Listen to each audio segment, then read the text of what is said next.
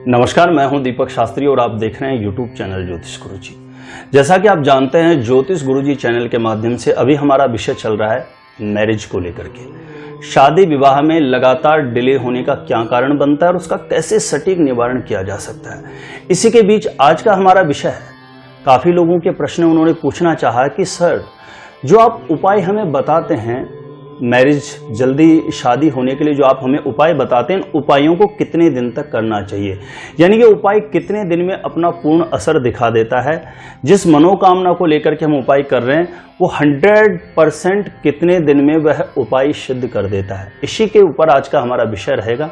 शास्त्र संबद्ध जानकारी प्राप्त करने के लिए वीडियो को अंत तक देखते रहें और मेरा वीडियो आपको अच्छा लगता है तो लाइक जरूर करिएगा। कमेंट करके बताएं कि जो एस्ट्रोलॉजिकल हिसाब से मैं आपको जानकारियां दे रहा हूं ये आपको कैसी लगती है।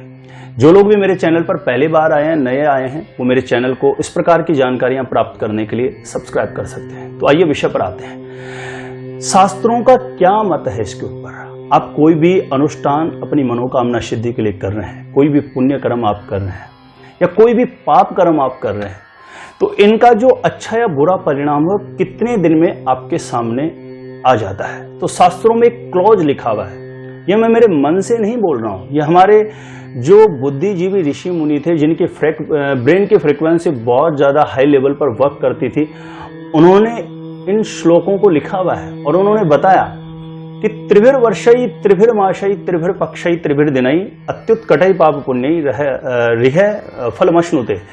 यानी आप जो कुछ भी मनोकामना सिद्धि के लिए, अपने विवाह के लिए जो भी उपाय कर रहे हैं, उसमें सफलता का जो समय आता है वो या तो 3 दिन के अंतर्गत आ जाता है, या तो 3 दिन में ही आपकी कार्य सिद्धि के संकेत आपको मिल जाते हैं, या त्रिभिर पक्ष यानी 1.5 महीने में, या 3 मास के अंतर्गत। और एक लास्ट अवधि बताए 3 वर्ष। लेकिन ये 3 वर्ष की जो अवधि होती है, मैंने अनुभव में मेरे पाया है कि 95% लोगों की कार्य सिद्धि जो होती है वो 3 मास के अंतर्गत ही हो जाती है। यदि एस्ट्रोलॉजिकल हिसाब से एस्ट्रोलॉजर आपकी कुंडली को प्रॉपर सही से कैलकुलेट कर लेता है और उसकी जो प्रॉब्लम है मैरिज में डिले होने की उसको सही से पकड़ लेता है और उसके अनुरूप यदि वो उपाय आपको बताता है और वो उपाय सही मायने में उसकी सही पकड़ से उसने बताया है, तो 3 महीने के अंतर्गत तो कार्य सिद्धि निश्चित रूप से करवा देता है उपाय।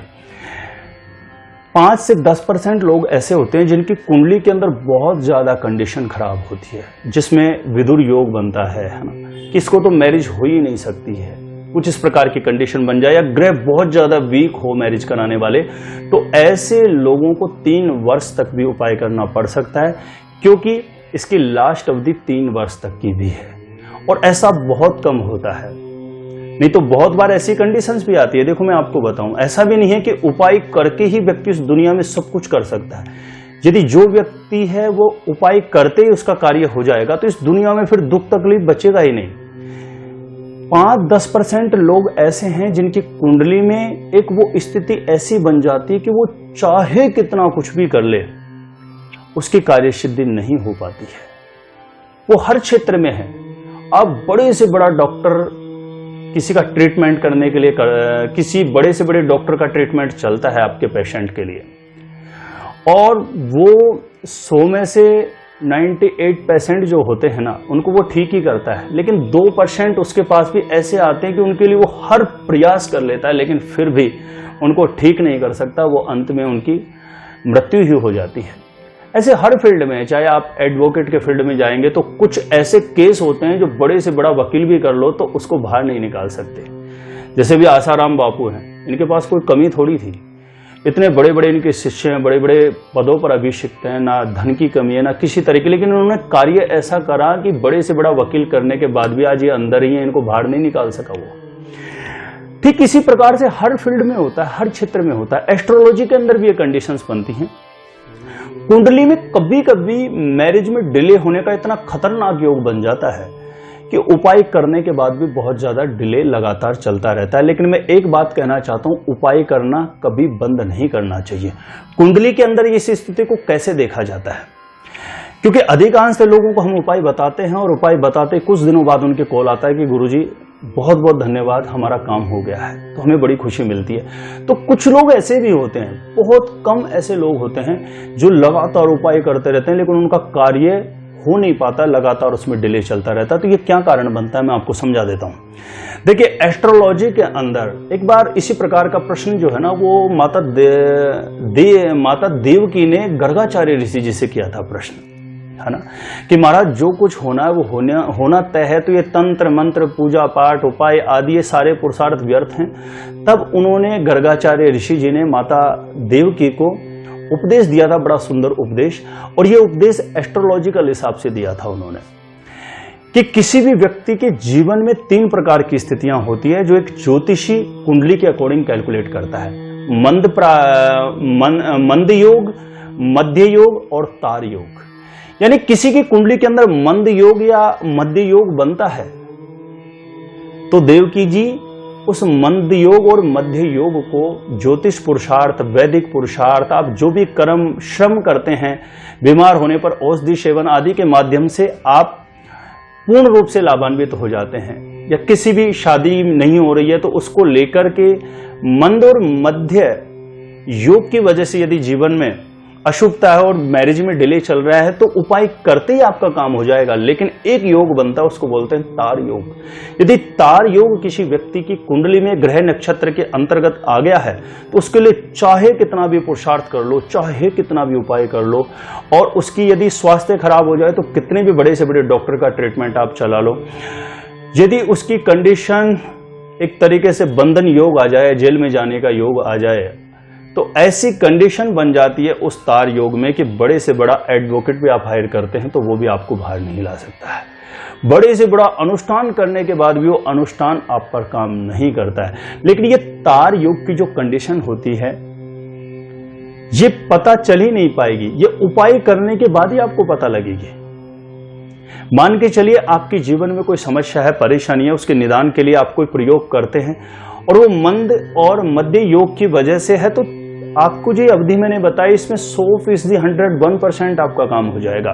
लेकिन तार योग की स्थिति बन जाती है, यदि इस पूरे वर्ल्ड में, इस पूरी दुनिया में कोई भी व्यक्ति 101% गारंटी के साथ, दुनिया का कोई भी फील्ड हो, चाहे वो टीचिंग का सेक्टर हो, तो उसमें कोई भी टीचर गारंटी नहीं ले सकता कि मैं 20 स्टूडेंटों को मैं पढ़ा रहा हूं तो 20 में से 20 जो हैं ये इनको मैं इतना सक्सेसफुल बना दूंगा ये सब IAS IPS बनेंगे। ठीक है, किसी भी फील्ड में चले जाओ, डॉक्टर्स गारंटी नहीं ले सकते पेशेंट की, एडवोकेट गारंटी नहीं ले सकते किसी भी केस की कि 100% में इतने दिन में इसको क्लियर करके आपको दे दूंगा। ठीक है, दुनिया का कोई भी फील्ड ले लेना आप, जिस दिन ऐसा हो जाएगा उस दिन से जो ईश्वरीय सत्ता है वो कमजोर पड़ जाएगी।